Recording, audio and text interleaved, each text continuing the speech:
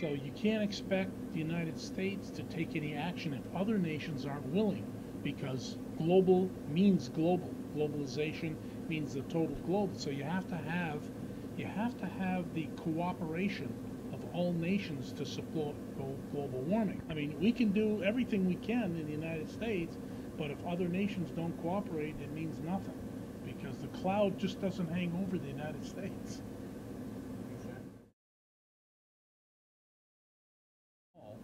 Uh, Definitely, the pollutants that we put out now, it costs more to remediate, so therefore that adds cost to everything. But I think the greater impact may be the cost of fuel, because fuel is going to escalate now with all the problems that we're having in the Middle East. We don't want to add to global warming if there's any. So with some of these alternate fuel techniques like biofuel cells, electric cars, not only we're going to be investing in our future for GDP, but we'll invest in global warming concept also. Less developed countries will have trouble providing food sources. So naturally, when they run out of food, they're going to migrate to other places. And with the global warming comes probably less moisture. You're not going to have a good arid climate to produce food.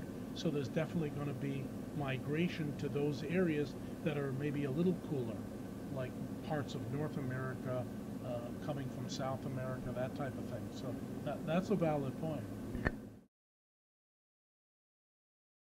Absolutely. I mean, the more educated the young people are, the more concerned they will be with the environment, and the less they'll have to pollute, the more recycling, and the less impact on global warming. There really hasn't been much in the media expressing that, and plus, people can't see an immediate impact. I mean, we're saying that the temperature may increase 1 degree per year over the next year. It's hard to think about it, and the winters have been just as cold, sometimes even colder. So people look and they say, "What's this about global warming? I can't see it now." Even though the scientific data and the CO2, we know that's climbing up, if that has the certain impact on that. So people can't readily see a change, so they're skeptical about not being able to see it. Good old seeing is believing type thing.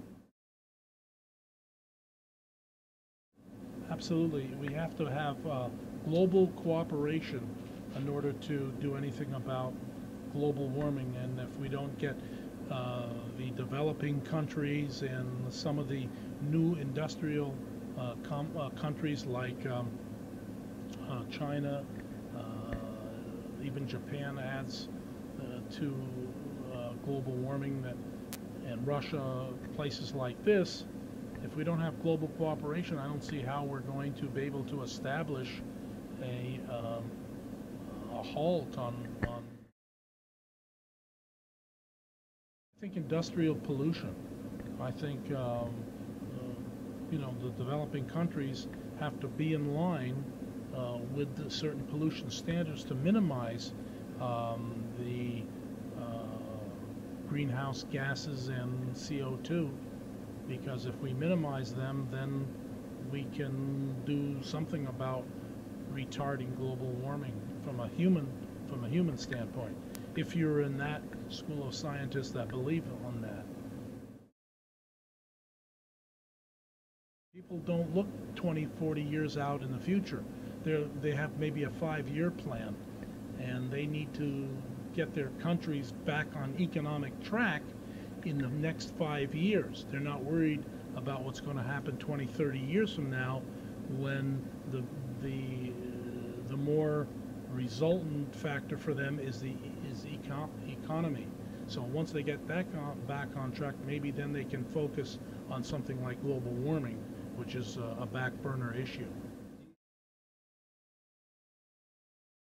See, global warming is what's going to happen generations in the future, not immediately. And so I think world leaders are not worried about that right now.